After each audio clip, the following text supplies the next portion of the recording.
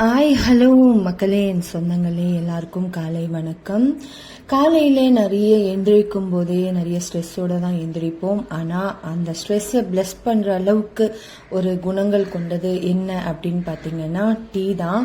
அதுலேயும் மசாலா டீ அப்படின்னாலே சொல்லவே வேண்டாம், எல்லாமே பாசிட்டிவ் வைப் தான் கொடுக்கும். ஸோ அந்த பாசிட்டிவ் வைப் கொடுக்கக்கூடிய நம்ம டீயே ஏனோ தானோன்னு போடக்கூடாது இல்லையா? ஸோ பால் நல்லா கொதிக்க விட்டு அதோட கொஞ்சம் டீ தூள், எந்த டீ தூளாக இருந்தாலும் பரவாயில்ல, அதோடைய 2 ஏலக்காய் 2 கிராம்பு சேர்த்து கொதிக்க விட்டு குடிச்சிங்கன்னா இன்னும் நிறைய பாசிட்டிவ் வைப்ஸ் உங்களுக்கு கிடைக்கும். ஏன்னா ஏலக்காய் அவ்வளோ மருத்துவ குணங்கள் இருக்குது அப்படின்னு சொல்கிறாங்க.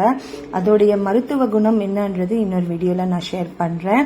ஸோ நல்ல பாலை கொதிக்க விட்டு இந்த டீ தூள் அதில் போட்டுருங்க.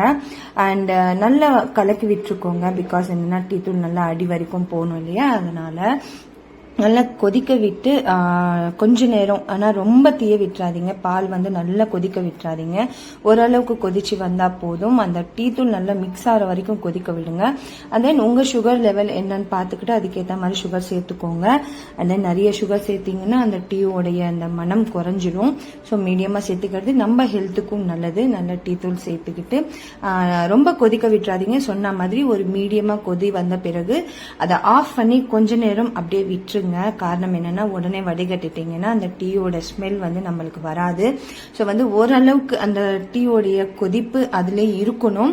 அந்த கொதிச்சு வர பிறகு நீங்க வடிகட்டுறதுக்கு முன்னாடி நல்லா கலக்கிக்கோங்க. ஒரு மாதிரி அந்த டீ தூள் நுரையெல்லாம் ஒன்னாக்குற மாதிரி நல்ல ஒரு கலக்கிட்டு அதன் பிறகு நீங்க வடிகட்டி எடுத்துக்கிட்டீங்கன்னா அந்த டீ, ஏலக்காய், அந்த கிராம்போடைய மனம் உங்களுக்கு இந்த டீல நல்லா இறங்கியிருக்கும். டேஸ்டும் அல்டிமேட்டா இருக்கும். ஸோ வடிகட்டுறதுக்கு முன்னாடி கேர்ஃபுல்லா வடிகட்டி எடுத்துக்கோங்க. ஏன்னா கை வழுக்கி கையில் விழுந்துச்சுன்னா அப்புறம் நம்மளோட ஸ்ட்ரெஸ் அதிகமாகிறதுக்கு வாய்ப்புகள் இருக்கிறதுனால தான் சொல்கிறேன். ஏன்னா நம்மளுடைய டே ஸ்டார்ட் ஆகிறதே குட் வைப்போட தான் இருக்கும். அதுக்காக கொஞ்சம் கேர்ஃபுல்லாக வேலை பார்க்கறதுல எந்த தப்பும் கிடையாது. ஸோ ரொம்ப கேர்ஃபுல்லாக வடிகட்டிட்டு எடுத்துக்கோங்க. அண்ட் தென் எப்போவுமே காஃபி ஆர் டீ எது போட்டாலும் சரி எடுத்த உடனே குடிச்சிடாதீங்க. ஒரு ஆத்திட்டு அப்புறமா குடிங்க. பிகாஸ் என்னன்னா அந்த நுரக்கொண்ட காஃபியும் டீயும் நம்ம குடிச்சோம் அப்படின்னா இன்னும் நிறைய பாசிட்டிவ் வைப் நம்மளுக்கு கிடைக்கும். அந்த டீயை குடிக்கும் போது, சுவைக்கும் போது நல்ல ஒரு டேஸ்டும் ஒரு மைண்ட் ரிலாக்ஸேஷனும் நம்மளுக்கு கிடைக்க வாய்ப்பு இருக்கு. அண்ட் ஃபைனலி டீ ரெடி ஆயிடுச்சு சொந்தங்களே.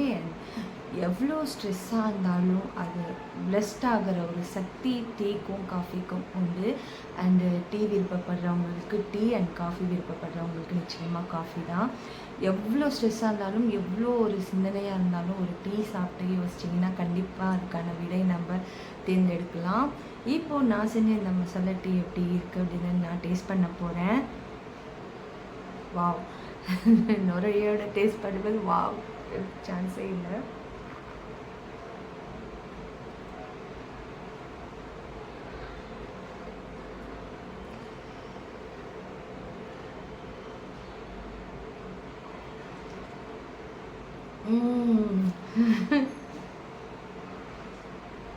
லைக் சந்தோஷ் சுப்பிரமணியம்ல ஷாலினி அவர்கள் சொல்ற மாதிரி வேற லெவல்ல இருக்கு. சீரியஸ்லி ஒரு குட் வைப்னு சொல்லலாம். காரணம் டீன்றது காலையில ஒரு குட் வைப் தான் எல்லாருக்கும். ஸோ பட்டை போடாதீங்க. பட்டை போட்டிங்கன்னா ஒரு சில பேருக்கு அந்த டேஸ்ட்டு பிடிக்காது. ஏன்னா இப்போ வர ஆல்மோஸ்ட் டீ தூளெல்லாம் லைக் மசாலாவோடு தான் வருது. அதனால் டீ தூள் கம்மி பண்ணி ஏலக்காய், கிராம்பு சேர்த்திங்கன்னா நிச்சயமாக டேஸ்ட் அல்டிமேட்டாக இருக்கும். Thank you so much. நன்றி, வணக்கம்.